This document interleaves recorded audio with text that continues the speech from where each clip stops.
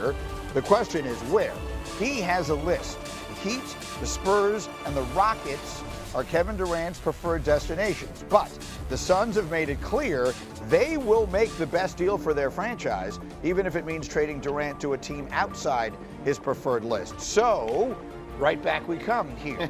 You've already talked. Now, you've told JJ exactly what you're going to do with him. What are you going to do with KD? Well, I don't negotiate from sentiment. I negotiate from leverage, right? And I don't allow a player to dictate where he wants to go. Now, I know that he could sign a 2-year extension, but I want to get the best return on investment, and I need assets in return if I'm the Phoenix Suns. So I appreciate the list from Kevin Durant, but I'm going to take that list to the market, and I'm going to see what the market gives me the best return for Kevin Durant. Now, look, you might have teams out there that might do a 1-year deal. I think it's realistic to talk about doing a 1-year deal with Kevin Durant. You're not sure what his buy-in is on year 2, year 3. I know he wants that $100+ million extension, but maybe there's a team out there that wants him for $50+ million for 1 year because it increases their odds of winning a championship. Give me the team, Alan. Minnesota Timberwolves. First of all, he and Anthony Edwards would be a box office duo together. In the West, you're going to need that kind of firepower.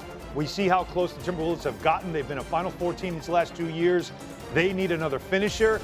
And you have pieces that you could trade to Phoenix, that Phoenix could say, oh, I kind of like this. They have plenty of pieces, and one of them would be a swap. They have to pay Julius Randle. Julius Randle's proven to you that he can be an all-star player, an all-NBA player, and he could be a lead dog. You're going to need that in Phoenix. We've heard that Phoenix is not looking to completely reset. They want to be competitive.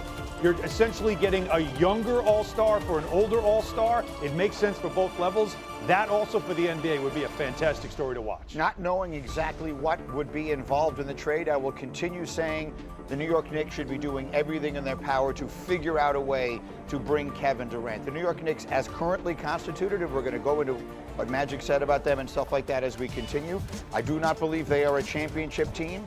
I think depending on what it is that you have to give up, adding Kevin Durant absolutely changes. Well, there's one player that kind of is a quiet, more demure player, but, I mean, Devin Booker has a great relationship with Karl Anthony Towns.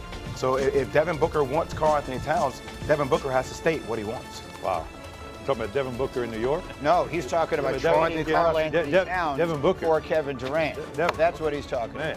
I thought you were going the other way. No. JB was like, oh God, please don't let that. No. But no, yeah. You could do that trade. Phoenix, you could do, and then Karl Anthony Towns for Kevin Durant. You could do that because what happens is you have Mitchell Robinson at center, and you can put KD at the 4. You'd have 2 great scores, all that stuff. But you're also now taking away the continuity. You already got to get a new coach. Now you're going to change up a starting 5 once again as you're trying to be in a championship window. So there's a risk there, but I'm with you. I also look at things as box office as well. What will sell big? What would be huge?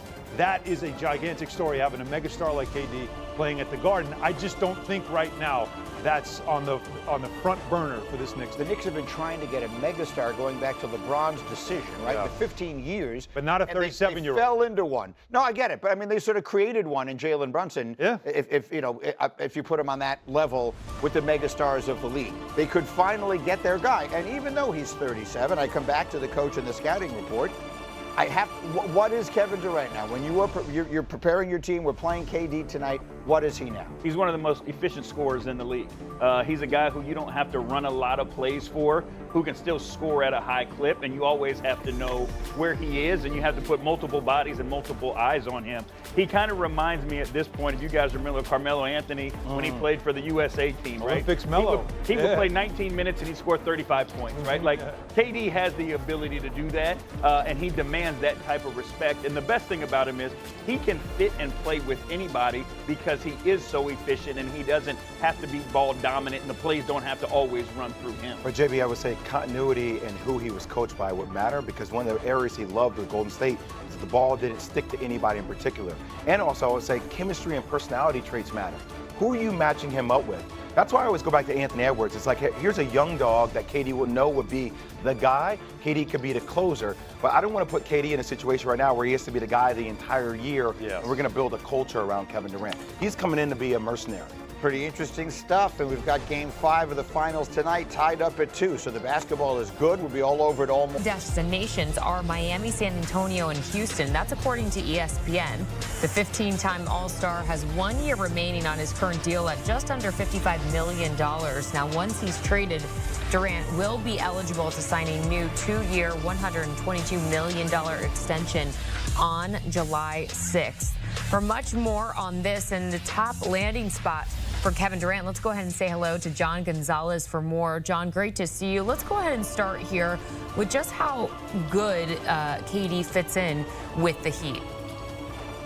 Yeah, I mean, from the Heat perspective, it would be a boon to get Kevin Durant, right? I mean, they're in the Eastern Conference. They move on from Jimmy Butler. What they have with that team right now, Tyler Hero, I like a lot. Bam Adebayo, I like a lot. The team I don't like as much, Jordan. But if you can flip somebody for Kevin Durant, all of a sudden in the Eastern Conference where it's super upside down, it's anybody's conference next year, especially with the Celtics not having Jason Tatum and Jaylen Brown having surgery, and the Cavs, they got bounced out in the second round, and Darius Garland had surgery. And you can just go up and down the standings. The Heat could have a chance there. Now, the question is, what do you have to give in order to get KD? Is it some sort of combination of Andrew Wiggins, Duncan Robinson, Khalil Ware, Jaime Jaquez? I mean, they do have 3 tradable first-round picks. They have number 20 this year, the 2030 pick, and then the 2032. Is that enough to get it done? This is a world, Jordan, where Desmond Bane just went for 4 first-round picks and a pick swap. So is that enough for Kevin Durant? I'm not sure, but from the Miami Heat perspective, yes, of course, you would love Kevin Durant. He'd be a perfect fit. Yeah, that's a great point. Well, another preferred destination by KD was San Antonio. Does this make sense to you, though? Yeah, it's a little bit of a different timeline. From Kevin Durant's perspective, I do like it because if you compare him with Victor Wembanyama and De'Aaron Fox, now all of a sudden you're cooking with gas, right? But the question is, De'Aaron Fox obviously younger, Kevin Durant's 37, and then Wemby is super young, but also he's got the blood clot issue. So are you on the same timeline? If Wemby is back in time, sure, yeah, now all of a sudden you're instant contenders in the West, even in a loaded Western Conference. But what would the Spurs have to give up? Again, there were reports that they're not willing to surrender number 2 overall, which is projected to be Dylan Harper, and that they're not willing to surrender this year's Rookie of the Year in Stephon Castle. Well, okay, what are you willing to give up? I know that Kevin Durant is 37 and he's got 1 year left on his deal at $54 million and change. That's a pretty hefty price tag for somebody that late on in his career. But he is Kevin Durant. You have to give up something to get something, and I just don't know that Devin Vassell and Harrison Barnes are going to get it done. Looking at the Rockets here as another potential destination for Kevin Durant, does this sit well with you? Well, if I'm Kevin Durant, of these 3, this is the one I'd like the most because the Rockets are so close, Jordan. They're ready to take that next step. The Rockets finished with the number 2 seed overall. They're one of the best defenses in the NBA. They are loaded. They have oodles of young, talented players. Alperen Şengün, Amin Thompson, who I'm a huge fan of, Jalen Green, Tari Eason, Jabari Smith. You go up and down the roster.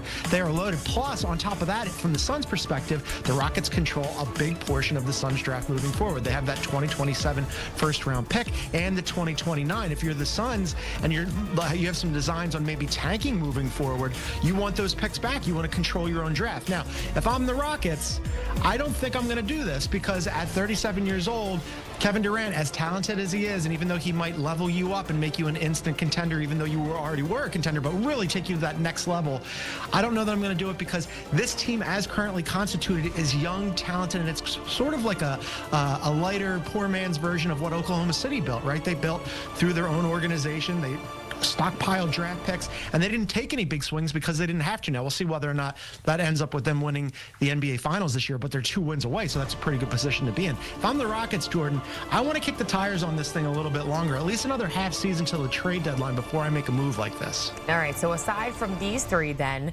what are some other good fits, in your opinion, John, for Kevin Durant? Yeah, I'll give you 2 more. The Knicks, obviously, they made it to the Eastern Conference. Now, there was a report that they actually made an offer for Kevin Durant at the trade deadline. So if you do the math, read between the lines, that would mean that they'd have to unplug one of OG Anunoby or Mikal Bridges plus something else to make the salaries match up, or just Kevin Durant or Karl Anthony Towns for Kevin Durant. Now, Karl Anthony